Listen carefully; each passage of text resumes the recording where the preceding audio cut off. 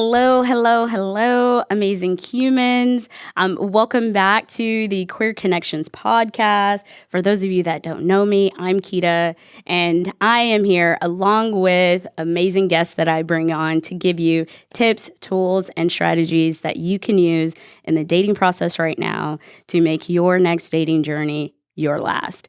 And today I'm very, very, very excited to have a friend and collaborator and a fellow dating coach and matchmaker, Kara Laricks, here with me today. And we are going to really break down and talk about attachment styles. I know a lot of people know the basics of attachment styles, but we're going to get into how you can really identify them and use them in the dating process and communication early on in the dating process. So I'm super excited about that. But before we jump in and get started, let me introduce Kara to all of you and let you know exactly who she is and what she's going to bring to the table today. I have her amazing bio, so I'm just going to read it out because I don't want to mess it up because it's too good. So Kara is a powerful voice and connector in the LGBTQ plus community. In addition to matchmaking, Kara's experience includes roles such as coach, educator, public speaker, writer, editor, and notable New York Fashion Week designer. That I didn't know until I read your bio. I love it. Above all, she is driven by the power of human connection. Kara's passion for love and her commitment to the LGBTQ plus community's safety and happiness drives her to work with others in their journey toward fulfilling long-term relationships. She loves her life with her wife and their two pups, Ripley and Marcel. Welcome, Kara. So glad to have you here. Thank you, Kita. I am so excited to be here. I respect and adore you and cannot wait for this conversation. I feel like we could talk for hours and hours and hours. So I'm so excited. I know we have like through email and on the phone, like talked about stuff. And I'm like, let's just make it a podcast. We will probably do obviously more than one episode of this because attachment styles are so significant, and I think more people are paying attention to them. So my first question for you is like, why attachment styles? Like, why do you think they're so important when it comes to dating? Yeah, I am so grateful to have the opportunity just to have some time to really talk about this. I think one of the number one things that I'm asked for as a matchmaker and even as a date coach with people who are really looking for a good partner is somebody who is, well, it comes in all different forms. Somebody who's self-aware, somebody who's done the work, somebody who's emotionally available. You know, I get those kind of buzzwords all the time. Mm-hmm. And I think if we can really deliver the tools to people that we work with, daters, singles, so that they can understand a little bit more about themselves and why they do what they do, that right there is a head start on being self-aware, having done a little bit of the work and really understanding themselves so that when they're out on that date, they really do show the self-awareness. They show that they've done a little work. And if that's what's being asked for, then it is my job to help people have it so they can be eligible daters and singles. So I love it. I just think it's so important to take the time to really explore this just a little bit and help people along in their own journey before they're even feeling ready to meet somebody else. Yeah, absolutely. Did you use when you like met your wife, like, did you know your attachment style already? And how did you two figure that out? Embarrassingly, no, I had no idea. But if I had a great idea, it would have made a lot more sense why things worked. And it would have made a lot more sense why relationships prior to meeting my wife did not work. Absolutely. And in fact, it all started with the book Attached, which is like one of my matchmaking Bibles. I love having it at the ready all the time. But when I read that shortly after I met my wife and I was just getting started professionally matchmaking, I was like, oh my gosh, it makes so much sense why things didn't feel good and comfy and secure and homey prior to meeting Jen, who is my wife, which I'll probably talk about a ton during this conversation. I love it. I love her. And I love the fact that I really do understand why we are a good fit and what makes our relationship work. Yeah. And I think that's like further confirmation. I think even when people get into relationships or when relationships don't work out, we're pondering, we're like, why? Like, why didn't it work out? What's wrong with that's probably the number one question is like, what's wrong with me? And I think the more that we understand attachment styles and understand how we show up and how other people show up, it's kind of that confirmation, whether it's like confirmation of like, now I know like why, my marriage and my relationships work, or like I can definitely see why that didn't work. I think it gives people a sense of security, so to speak, of knowing that Yeah. whatever decision was made of letting somebody go or being in a relationship with someone, it really gives them that confidence to know that they made the right choice. I'm with you on that. I feel like, so many people come to me and they're like, this isn't working. This isn't working. I Yeah. just want to get into a great relationship. And it's so frustrating because I feel like I'm ready. I'm ready. I'm Yeah. ready.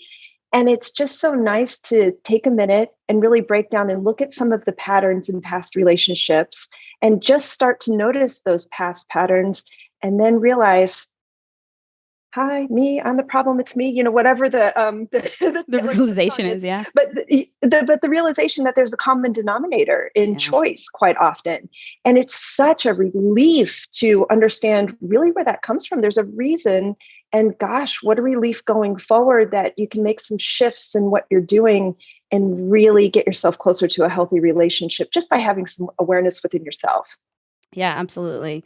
So let's break down the basics. Like I know, most people know what the four attachment styles are.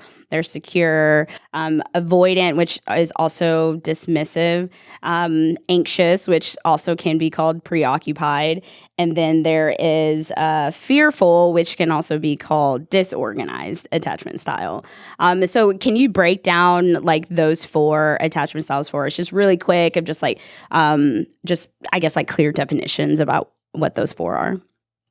Yes. Well, let me start by saying I am not an expert Yeah. in attachment theory. I really am not. I will highly, highly suggest that anyone read the book Attached. I feel Mhm. like that breaks things down the clearest. And really, when I'm working with my clients, I really break it down into just three to keep things simple.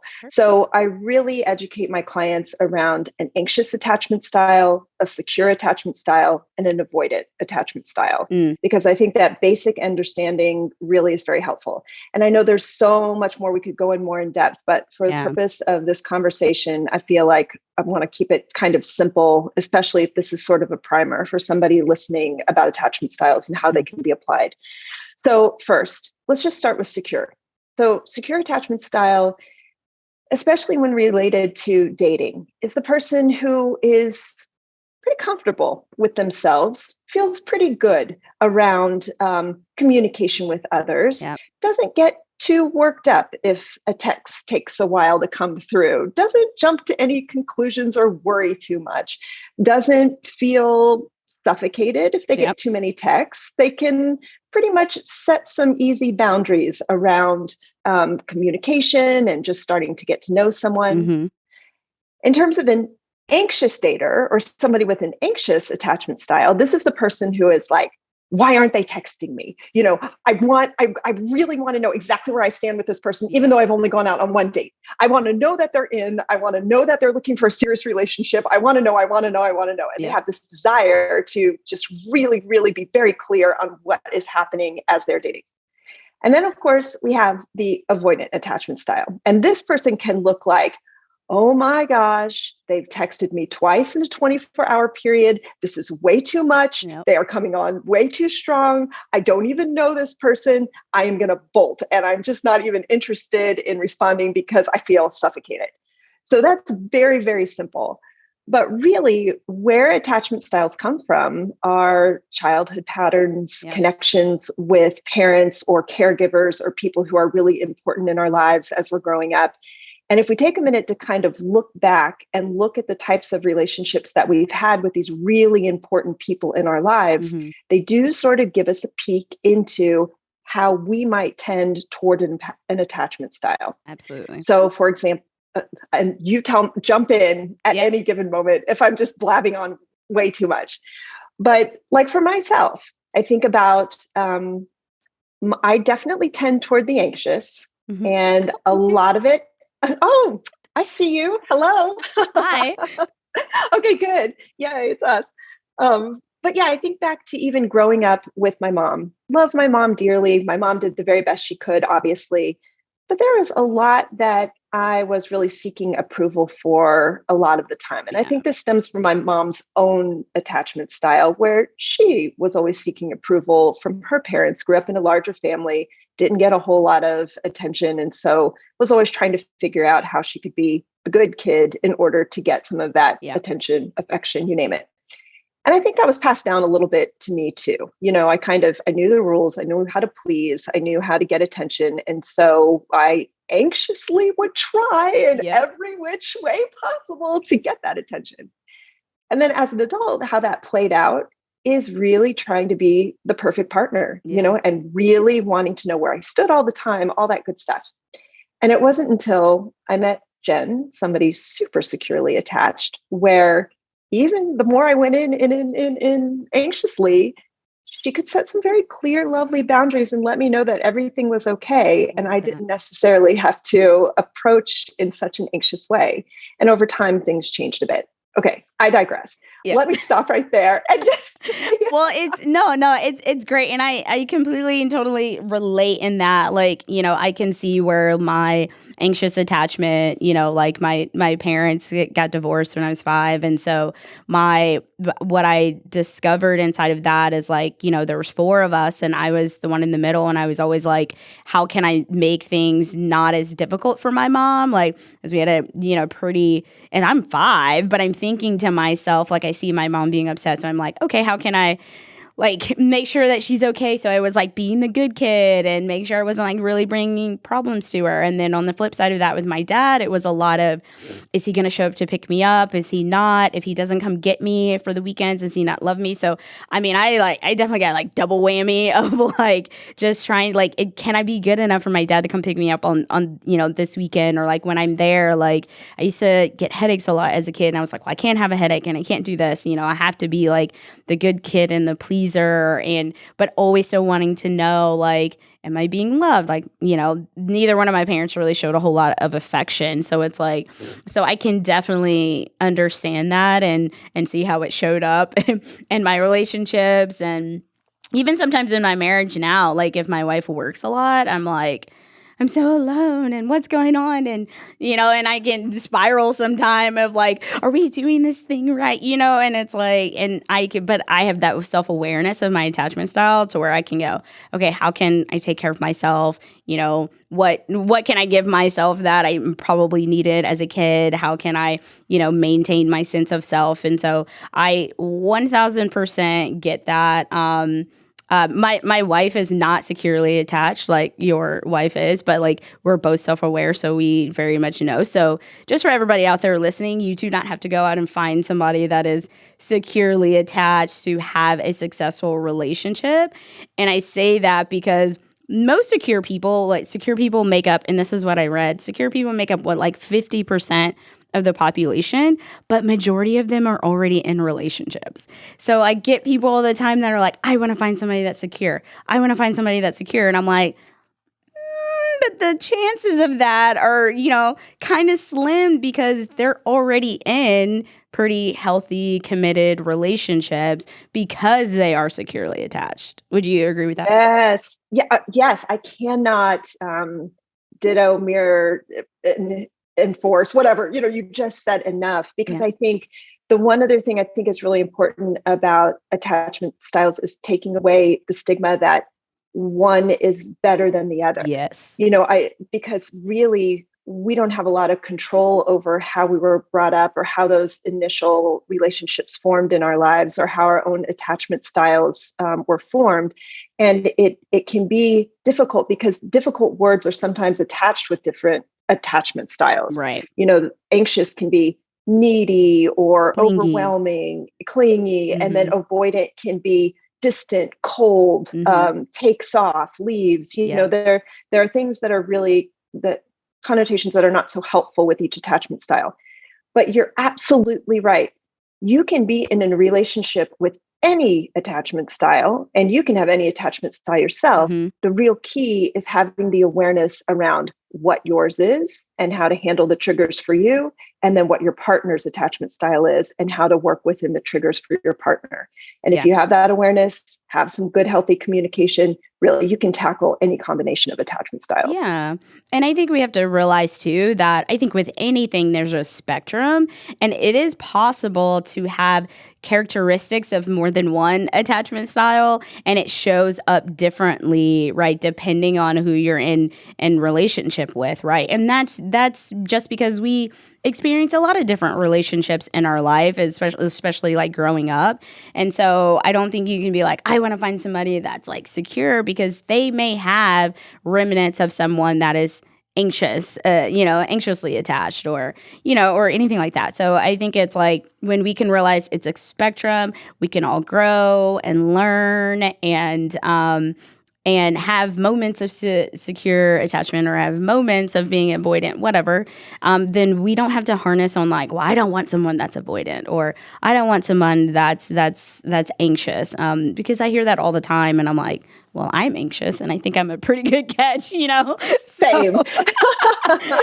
Same. Absolutely. yeah. Yeah. Yeah. So let's get into how, because we don't want to just talk about attachment styles. We definitely want to get into how this, shows up in dating and how we can use it in dating. So, what are some of the like early signs or early behaviors that people can look for in the early part of the dating stages? Yeah. Gosh, okay, so this is a big question. I think before even getting across from, that first date person, I think it's pretty key to first take a minute to explore your own attachment style. So Mm-hmm. I know this is backing up a little bit, but as I started by saying, people are really looking for that self-awareness piece as you sit down and talk with someone, Yep. and really showing signs that you've taken the time and made the effort to explore yourself a bit, I think is a great jumping point for a conversation to then figure out who someone else is. Yeah. Okay, so this is a jumbled way of saying it's as simple as sitting down on a first date and saying, what have you read lately? Or, what are you into? And this is just a lovely open door for saying, I've been doing a little bit of reading about attachment styles lately. Yes. And what I've discovered for myself is, what about you? And kind of Yeah. throwing it back and forth to just really, there's no way to tiptoe around it or try to be a spy or sleuth or, whatever. It's just kind of like lay it out there on the table, what you know and what you're kind of wondering about. And I think that kind of honest, direct awareness is such a treat. And the person across from you may come back and just say, I have no idea what you're talking about. And that gives you the opportunity to just be like, well, I found this kind of helpful because I noticed a pattern in myself. I was dating these Yeah. kinds of people, and here's what I'm looking for. And that kind of conversation is hot. It's just like, raw. Okay, you really are taking this seriously. You really are Yes. looking for someone. So let's get into it. Yeah. Do you think that's like too like how many dates in do you think you should have that conversation? And people ask me this all the time on my TikTok, and they're like, "Is that a first date question? Like, how do I know? Like, are there behaviors that people have that I can look for to kind of hint at what their attachment style is?" Yeah, of course. Okay, so I think it depends on your personality, how far in you have a conversation. Yep. For me, I'm kind of like no holds barred, or whatever the right saying is. Like, I jump right in fast with people and, throw stuff like that out with laughter and, Yeah. try to Make it make it fun. light so that it's fun and interesting and whatever. So for me, it's fine. But for somebody who's not quite comfortable with the whole idea, and they're just kind of developing this awareness, yeah, maybe tiptoeing into attachment styles on the first date is going to feel like a little bit much and a little bit intense. I had a client who I just adore. He's amazing. He's one of those who just soaks in self-help stuff and Yeah. self-awareness. And I taught him about attachment styles, and he was throwing it out everywhere. He's like, what is your attachment style? What are you? And I was like, whoa, whoa, whoa, whoa, hold on. Like, I build love the it. foundation of fun first, and then we can move into that. But I do think that there are some kind of telltale signs of what somebody's attachment style is, Yeah. but not always. Nothing is an absolute. Right. The overtexter tends to be anxious. Mm-hmm. Someone who really needs super, super clear how you're feeling, what you're doing, where you are, those kinds of things. Those can kind Yeah. of indicate an anxious attachment style. They also tend to People, overly invest. Typically, yes, they're like, they want to dive all in, want to define something pretty quickly. Those people tend to yes, be anxious. Yep. 100%. And then on the flip side, avoidance really, it might take them a day or two to text back. And I don't ever like to attribute this solely to attachment style because sometimes people are just busy. Let's face Right. it. Yes. Yep. It's hard for the anxious to give grace, in that and to imagine that as a possibility, but it I is love it. true. It is true. That's Yep. part of our self-work around being anxious. But yeah, and avoidance really can avoid some of those deeper conversations Mm-hmm. early on. Yeah. It takes a little bit longer to warm up, build a foundation of trust and fun, and before they're really ready to invest. Yeah. Um, They probably so yeah, definitely play like they're the what I call cool cats. Because yeah, they want to play it cool. They're wanting to kind of pace it and give a little bit more time. They may even say, "Well, let's just go with the flow and see where it goes." Those tend to be the people that I run into or work with that are avoidant. yep, I'm with you. Yeah, 100%. Yeah. And then for people that are securely attached, I love this one because people have asked me what's the difference between someone that's securely attached and then someone that's love bombing, right? Because people that are securely attached, they're typically open, emotionally. They don't necessarily mind sharing, you can sense a little bit of vulnerability. They're typically calm with how things are going. If you don't text them back immediately, they're like not scrambling around. But I've had someone ask me, okay, well, how do I know someone is securely attached versus someone that's just kind of love bombing me? Such a good question.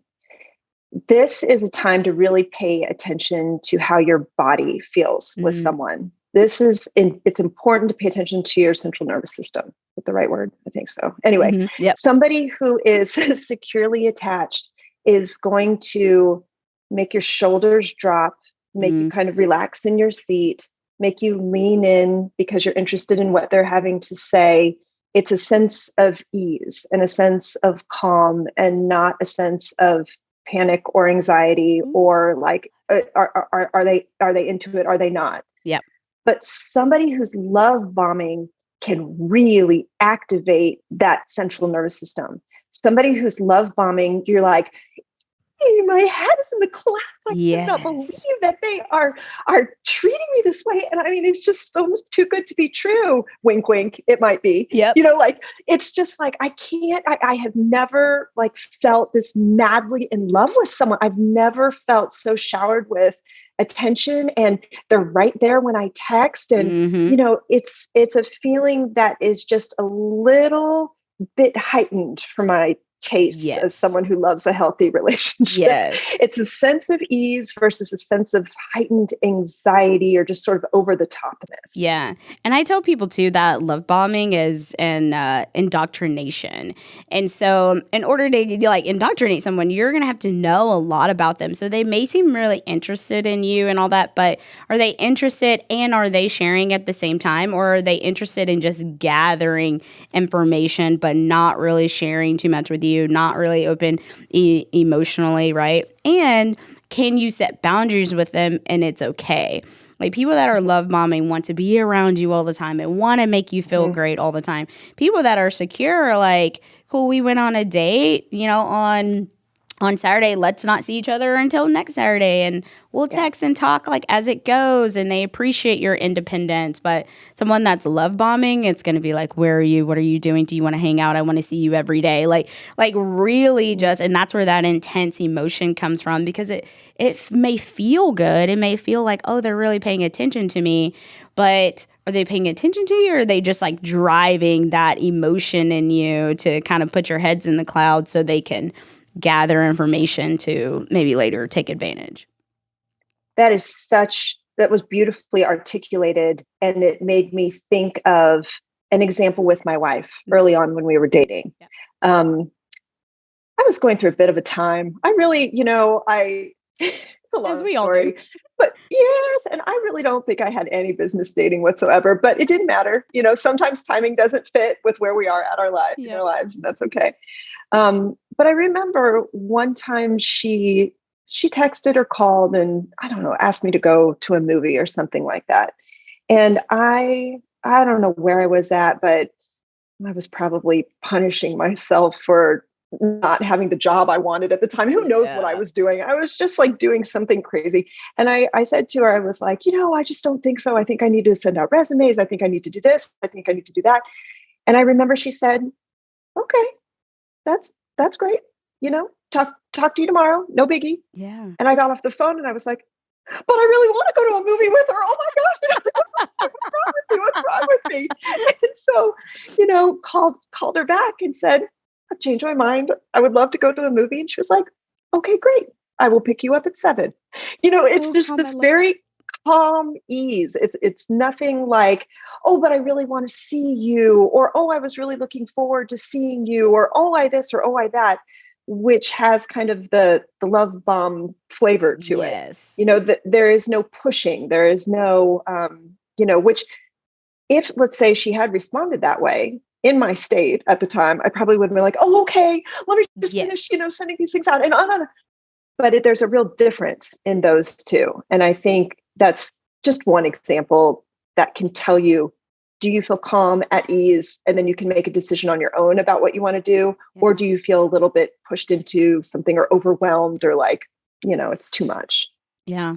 I love that. And I love that she was just like, okay, just giving you the space to be where you are because people that are anxiously attached, like our whole world, the rest of our world can be just really messed up depending on what we're, being anxious about, And so if we're focusing on our relationships, then things with our jobs and other things can kind of fall to the wayside because we're so anxious and focused on that. And I think it was so important that she was just like, okay, wherever you are, that's totally okay. And then when you changed your mind, she was like, okay, no big deal. Where I think some people would be like, well, what do you want? Like, what, and I think that's the difference is like people that are securely attached or even people that are aware, right, can be like, yeah, however you are is okay. And I love that.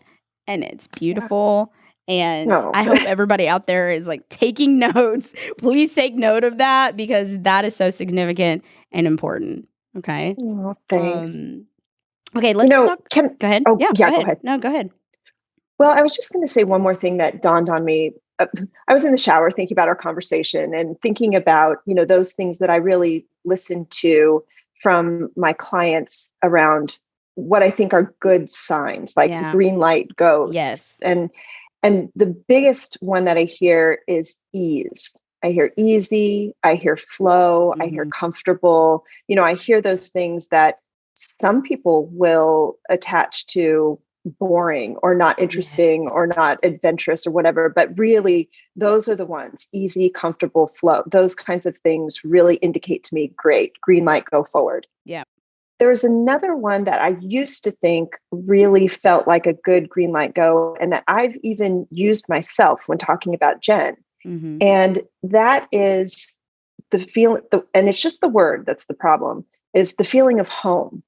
I Mm-hmm. think when we're talking about attachment styles, sometimes that home that we think of that we grew up in can be really anxiety producing Yeah. or can feel very like, ugh. And Mm. so when I use that word, what I'm realizing now, understanding all of this, is that home felt like a secure attachment, like a secure fit. Yeah. And Jen felt very secure and safe to me. And I was equating that with what I think probably the greater society equates home feeling like, when Right. in reality, Right. actual home can feel very anxiety producing. So, I don't know. That's just something I was thinking about this morning and wanted to point out that really the feelings of ease, comfort, and flow are what I think we should be really looking for to indicate a good long-term compatible match. Yeah.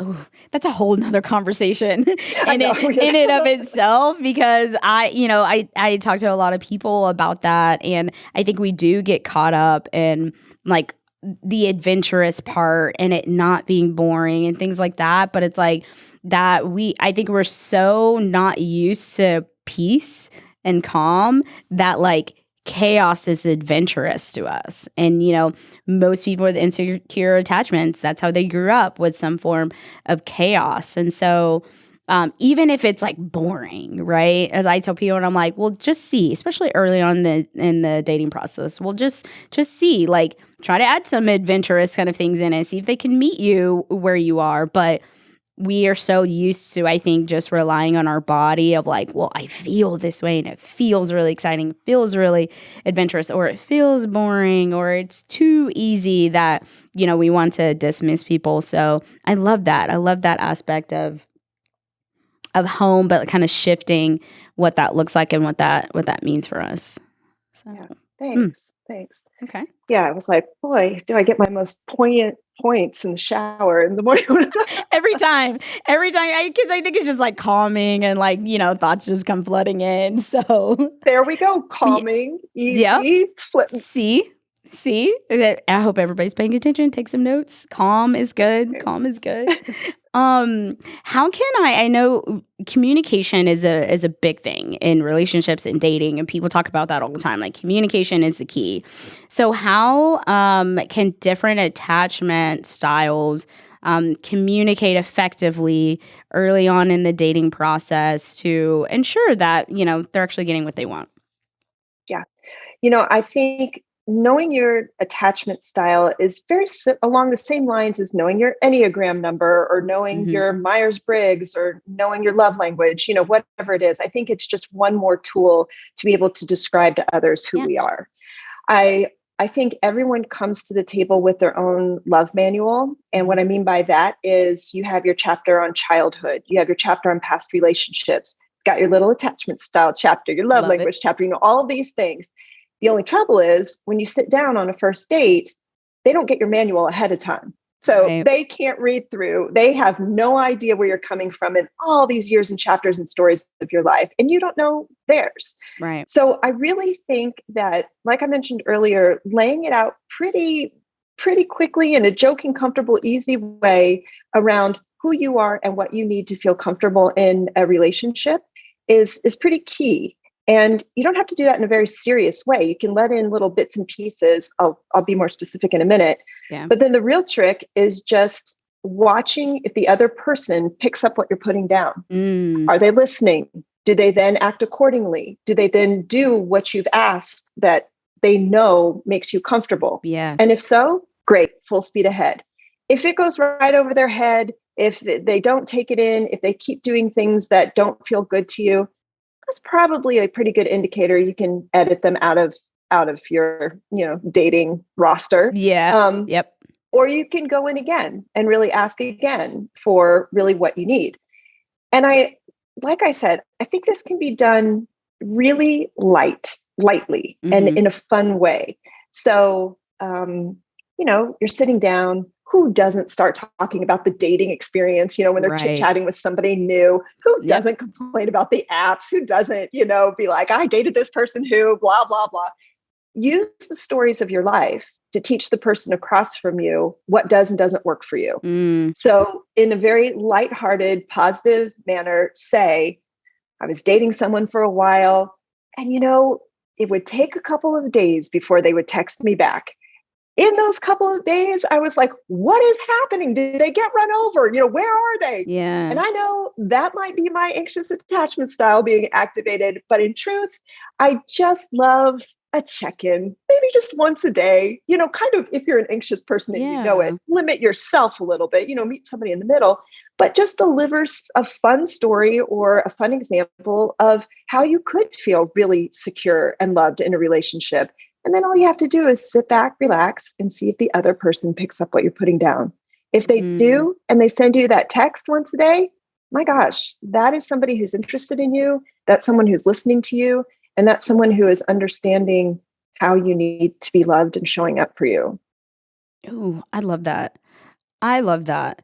I think I think people find it really difficult to like, well, how do I say this, right? And I tell people all the time, like, you can make it a date if you want to, like, do your attachment styles and have a little chart and like have a little picnic with it or whatever, make it a date. But that's really great because I think that's a really great way to talk about what you've learned from previous relationships without going into and talking about your ex and going into all of that, but like really being like, this is what I learned about myself and this is my growth. And also, I'm going to tell you what I need, and can you meet that? Like, can you show up? Can you put actions in place for that? And I think for my avoidant people out there, I think the biggest thing for them is to communicate when they're like, not, I hate to use the word disappear, but when they're going to need their own time. Like, how can you protect like your own time and your own space versus just like not communicating with someone ever? Because that anxious avoidant person is definitely going to be like, what's going on? So like, how can you say, well, hey, I'm really going to take today to myself, right? So if you don't hear from me, I'm okay. I just need this time and space to like do what I want to do, hang with friends, whatever it is, right? So being able to communicate that. And so you can say that on a date of yeah, I totally hear that you need check-in once a day and like, I need my time to myself and I like to take days just by myself, but I'll be sure to let you know when that happens. And so poof, there you go. Like you get the check-in, you get to have your time and space. And so that's what we mean, y'all, by like communication is the key. I think sometimes we just think, well, let's just talk about the thing, but like it's really about letting the other person know what you need. That's what we mean by communication. This is so brilliant because I think we probably don't talk enough about the strategies to help an avoidant anxious couple work. Right. Like, I don't Yes. think we really talk That's about my that. next question. Yeah. Okay. Go ahead. Yeah, no, Ask your question. I was just gonna ask, like, for people that are out there listening, they're like, okay, if I can't find somebody that's secure, like, and I'm anxious and they're avoidant, like, how do we make it work? Yeah. Okay. So this is one of the most fascinating things. So in original studies on attachment style, it really was about babies and what happened when their mother left the room and Yes. they were left with a stranger. And then what happened when the mom came back in. Yep. And what they found it with babies with an anxious attachment style, cried and, wanted mom. And even when mom came back in, went rushing to mom, this very anxious response. And those babies who have the avoidant attachment style, mom came back in and they just kind of crawled the other way, like, this doesn't bother me, whatever. But what's so interesting is that the levels of cortisol in each of these babies was both activated and just as high as the other. So internally, both of them were experiencing the same physical stress, the Yes. same response. But what it looked like on the outside was completely different. So that's the thing that I think is really important to realize. Anxious people are not bad. Avoidant people are not bad. In Right. fact, you two are coming from a very similar feeling on the Yeah. inside for probably very different reasons. And you're just reacting in a different way based on your nature versus nurture, experience, blah, blah, blah. Right. Anyway, so what I'm saying is just being able to kind of see eye to eye and understand your partner on a deeper level and realize the two of you have more in common than you think. I think that alone is just a bonding understanding and experience. But then, exactly like what you said, being very aware of what you need yourself. Yep. And then being able to give a little if you're with somebody who's kind of on the opposite side of things as you Right. are. And then clearly articulating what the boundaries are. So for somebody who's avoidant and wants to take off and needs time to themselves, great, perfect. That's what you need. Let your partner know that's what you're doing and give a return time, Right. so that they're not sitting anxious, worried about, when you're going to come back, if you're going to come back. Yep. Give some really clear boundaries, parameters, and like you say, communicate. Over on the anxious side, I feel like sometimes that is more the anxious person's responsibility of just watching what they're doing, watching their patterns a little bit Yep. and saying, okay, what has this lovely avoidant person proven to me, in the past? Do they come back? Do they Yep. show up? Yes, they do. Okay, there's no reason for me to go charging after them. I just have to wait. Yep. I have to Yep. self-soothe. It's going to be okay. Yep. And, really figuring out how to take care of yourself and how to take care of your partner. Yeah, absolutely. Even in those times, like I said, my wife is avoidant, and so she'll just kind of do the disappear thing, and I'm like, hey, just wanted to check in to see when are you gonna be back? Like, how long do you need? Like, what's going on there? Because then I know I'm like, okay, I'm set up, and I'm like, all right, she's gonna be really in work on like all weekend long. What can I do to take care of myself, right? And then she may have, when I can do that and give her that space, she'll have moments where she'll take a break, and then she'll come in and she'll love on me and just and say thank you and just give me kisses, or she'll be like, hey, I have a little bit of a break, do you want to have a little date night, go to dinner for an hour? It's really giving that space for the other person to show up however they need to in that moment, right? And then giving them the space to be responsible for themselves. So I think we try to fix the other person, and we try to say, well, come here. As an anxious person wants to pull an avoidant person in, and an avoidant person is like, just get away from me, right?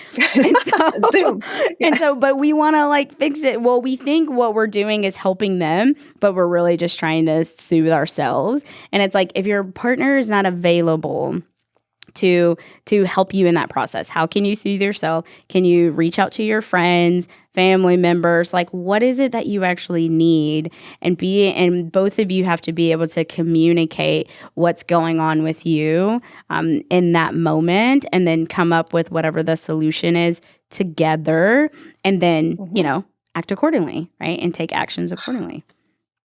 Could not have said it better myself. Yes. I love it. I love this.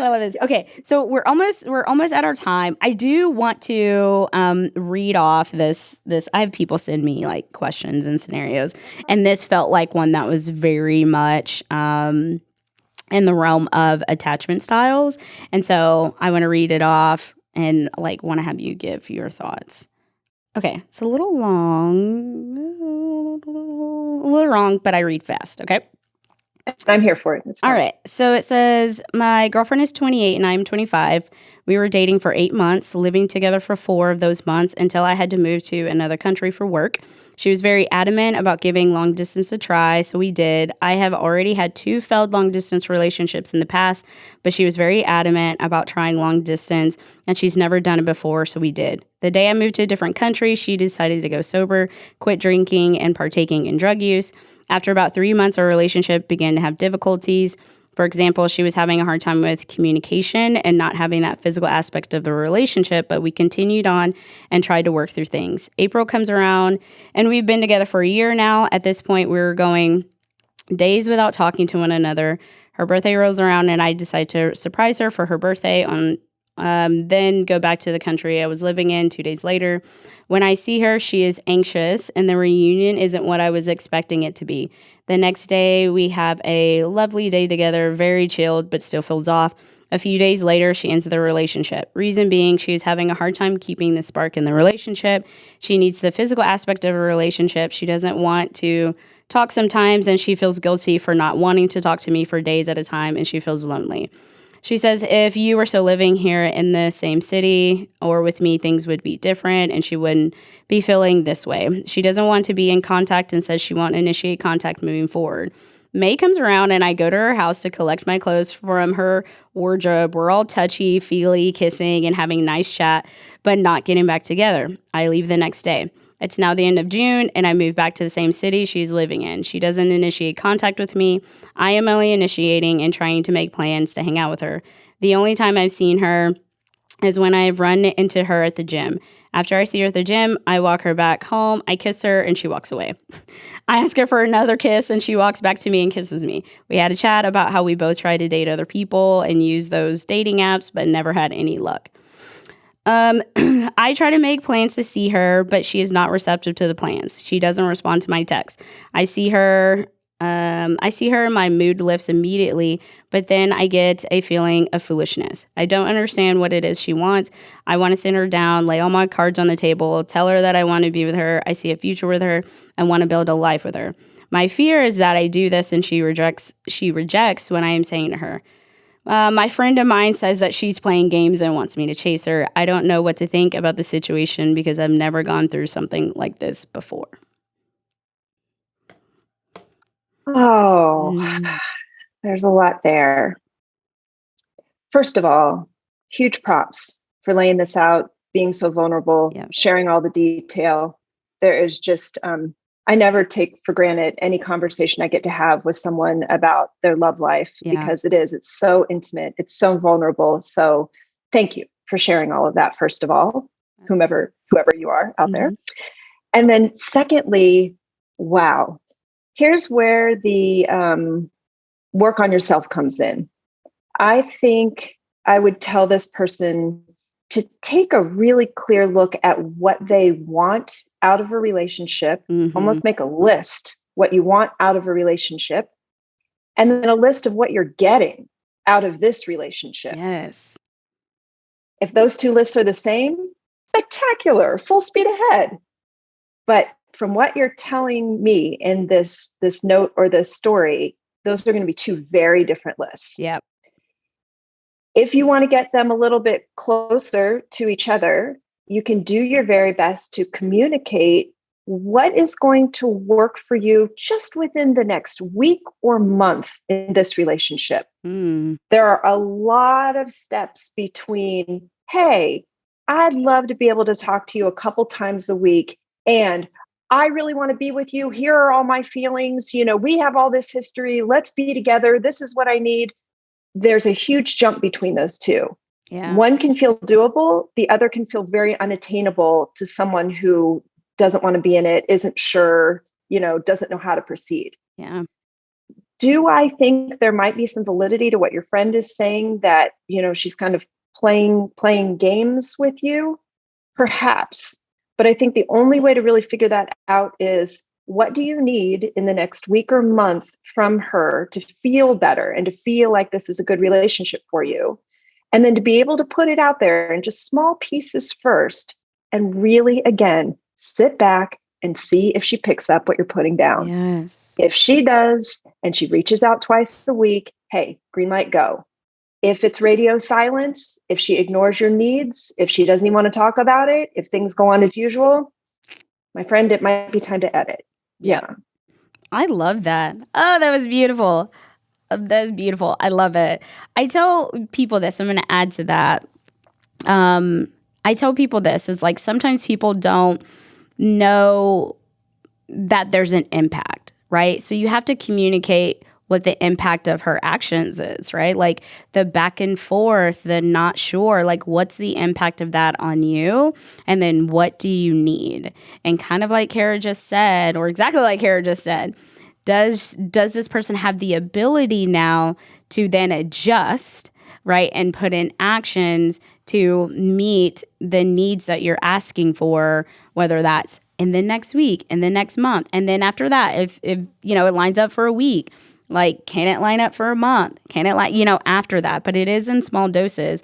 But the communicating what's going on with you and the impact is so important, because I think a lot of times people do things out of habit, out of what they've just seen, right? Out of what they've seen from their parents or other relationships. They do things and they don't understand how the way in which they're showing up is actually impacting the other person.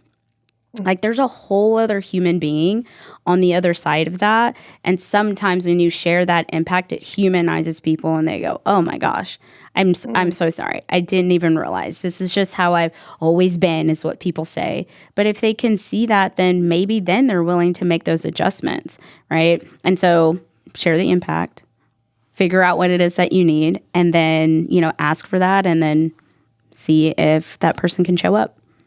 Oh, that was such a key piece. I'm so glad you said that, because that really is the evidence of, like, yeah, when you take a look and figuring out what the impact is on you and how you're feeling, Yeah. that often leads to, oh my gosh, I have felt this before in my life. Yes.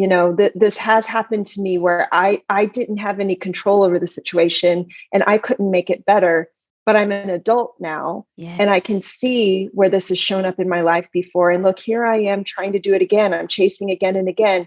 Hold on, I'm going to stop this for just a minute. Let the other human know that this is where it comes from. This is how I'm feeling right now. This is the impact that it's Yes. having. And here's how I'd like to move forward. Between the two of us, I think we need to have an advice column or I a know, like right? weekly. Yes, because that is some solid advice. Yeah, that's huge. And I like, and oh no, I love that because I didn't even think about, oh, if you're looking at, oh, the impact, like this is the impact of me, like, oh, I have felt this before. That didn't even dawn on me, but I love it. I absolutely Yeah, like, we could do this all day. We could do this all day. I We got to figure out how know. we're going to do this more often. And 100%. yeah, so if you're Yes. out there, Kara and I are down. Please send, your questions. Because we do this work so you can transform your lives, right? Not, I mean, it feels great for us, but so you can transform your lives. So we can transform the way we love, the way we enter relationships, the way we date. Like, this is why we have these conversations and we're on this podcast and we're date coaches and we're matchmakers. Like, this is why we do that. So if you have those questions, send them my way. We do have to wrap up. So one last thing, what do you think the most important thing is that people can take away from this in regards to attachment styles and dating? Oh, it's so hard to pick one thing, but I will just leave on the note of that which we appreciate appreciates. And what I mean Mm, by that is once you've figured out your attachment style, once you are able to then communicate it, and once you're able to watch somebody show up for you for the oof, first time, appreciate what's right in front of you. mm, Let them know, I can't thank you enough for the 2 texts last week. That mm. made me feel amazing. Thank you. Appreciate it, notice it, because that which you appreciate appreciates, and you'll get more and more and more of. Good communication, clear boundaries, all that good stuff. It gets easier and easier and easier the more you do and the more you appreciate. So I think that's what I'll leave on. I love it. I love that. That gratitude and appreciation. Couldn't have said it better myself. Love the final note. Kara, thank you so much Oh, for being here. Where can everybody find you? I know, like, social media wise, all that. Where can people find you? so sweet. Well, I must say I'm terrible at social media, but you can follow me, message me at Matched by Kara, and it's Kara on Hmm. Instagram. And then you can always email me too, just directly. It's Kara at 3dayrule.com. So it's THREEDAYRULE.com. It's the Love company it. that I work for. I So love it. And Kara at 3 Day we Rule. will have that down in the description as well. But Kara, thank you very much. I'm sure we are going to do another episode together. So I look forward to having you on. And for everybody else that's out there that's listening and that's watching this, remember to trust love one more time and always one more time. We love you all. Peace, everybody.